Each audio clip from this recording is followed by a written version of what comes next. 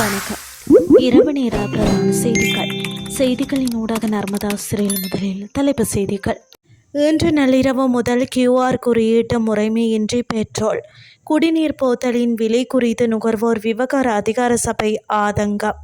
Lebanon அரசுடன் மட்டும் பேச்சுவார்த்தை, இஸ்ரேல் முடிவு. இனி விரிவான செய்திகள். பண்டிகை காலத்தை முன்னிட்டு QR குறியீடு முறைமையின்றி பெட்ரோல் வாகனங்களுக்கு எரிபொருள் வழங்கப்படும் என இலங்கை பெட்ரோலிய கூட்டுத்தாபனம் தெரிவித்துள்ளது. அதன்படி இன்று நள்ளிரவு முதல் எதிர்வரும் 18ஆம் தேதி நள்ளிரவு வரை இந்த நடைமுறை அமுலில் இருக்கும் என அந்த கூட்டுத்தாபனத்தின் முகாமைத்துவ பணிப்பாளர் மயூர நெத்திகுமார தெரிவித்துள்ளார். இருப்பினும் இந்த காலப்பகுதியில் ஒற்றை இரட்டை நடைமுறை அமுலில் இருக்கும் எனவும் தெரிவிக்கப்பட்டுள்ளது. நாட்டில் சில பகுதிகளில் குடிநீர் போத்தல்களின் நிர்ணயிக்கப்பட்ட விலையை விட அதிகமான விலைக்கு விற்பனை செய்தமை கண்டறியப்பட்டுள்ளது. குறித்த விடயத்தை நுகர்வோர் விவகார அதிகார சபை தெரிவித்துள்ளது. மீனகையா மற்றும் சில தொடருந்து நிலையங்களில் உள்ள சிற்றுண்டி சாலைகளில் குடிநீர் போத்தல்களை நிர்ணயிக்கப்பட்ட விலைக்கு அதிகமாக விற்பனை செய்தமை மற்றும் விலை பட்டியலை காட்சிப்படுத்தியமை குறித்து சபை சுட்டிக்காட்டியுள்ளது. இதுபோன்ற செயல்களால் பாதிக்கப்பட்ட நுகர்வோர் உடனடியாக நுகர்வோர் விவகார அதிகார சபைக்கு அறிய தருமாறு அவர்களுக்கு எதிராக கடும் சட்ட நடவடிக்கை எடுக்கப்பட்டுள்ளதாகவும் நுகர்வோர் விவகார அதிகார சபை தெரிவித்துள்ளது. மேலும் இந்த விடயம் தொடர்பாக விசேட கவனம் செலுத்தி நாடு முழுவதும் தொடர்ச்சியான சோதனைகளை முன்னெடுக்குமாறு அனைத்து மாவட்ட அதிகாரிகளுக்கும் அறிவுறுத்தல்கள் வழங்கப்பட்டுள்ளமை குறிப்பிடத்தக்கது. இனி வெளிநாட்டு செய்திகள்.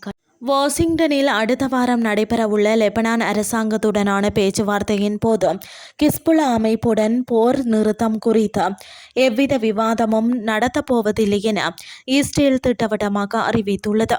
அமெரிக்க ஜனாதிபதி டொனால்ட் ட்ரம்ப் மற்றும் உயர்மட்ட அதிகாரிகளின் அழுத்தத்தை தொடர்ந்து எதிர்வரும் செவ்வாய்க்கிழமை அமெரிக்க வெளியுறவு திணைக்களத்தில் இந்த பேச்சுவார்த்தை நடைபெறவுள்ளது. இரு நாடுகளுக்கும் இடையே அதிகாரப்பூர்வ ராஜதந்திர உறவுகள் இல்லாத சூழலில் இஸ்ரேலிய தூதுவர் லெச்சியல் லேட்டர் மற்றும் லெபனான் தூதுவர் நாடா கமாதி ஆகியோர் பங்கேற்கும் இந்த சந்திப்பு ஒரு வரலாற்று முக்கியத்துவம் வாய்ந்த நகர்வாக கருதப்படுகிறது. இருப்பினும் கிஸ்புல்லாவை ஒரு பயங்கரவாத அமைப்பாக கருதும் இஸ்ரேல் அந்த அமைப்பை ஆயுதமற்றதாக்குவதே தனது பிரதான இலக்காக கொண்டுள்ளதால் அவர்களுடன் சமரசம் செய்ய போவதில்லை என்பதில் உறுதியாக உள்ளது. மறுபுறம் பேச்சுவார்த்தைக்கான ராஜதந்திர ஏற்பாடுகள் தீவிரமாக நடைபெற்று வரும் நிலையில் லெபனான் மீதான இஸ்ரேலின் தாக்குதல்கள் இன்றும் தடையின்றி தொடர்ந்து வருகின்றன. கடந்த சில நாட்களில் மட்டும் நூற்றுக்கணக்கானோர் கொல்லப்பட்டதாக தெரிவிக்கப்படும் நிலையில் அமெரிக்காவிற்கும் ஈரானுக்கும் இடையே எட்டப்பட்ட தற்காலிக போர் நிறுத்தம் லெபனானுக்கு பொருந்தாது எனவும் இஸ்ரேலும் அமெரிக்காவும் தெளிவுபடுத்தியுள்ளன.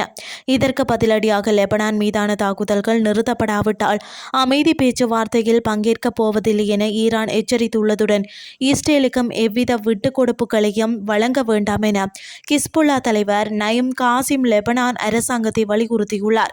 இத்தகைய பதற்றமான மற்றும் சிக்கலான அரசியல் சூழலுக்கு மத்தியில் வாஷிங்டனில் நடைபெறவுள்ள இந்த பேச்சுவார்த்தை சர்வதேச சமூகத்தின் மிகுந்த எதிர்பார்ப்பிற்கு உள்ளாகியுள்ளது.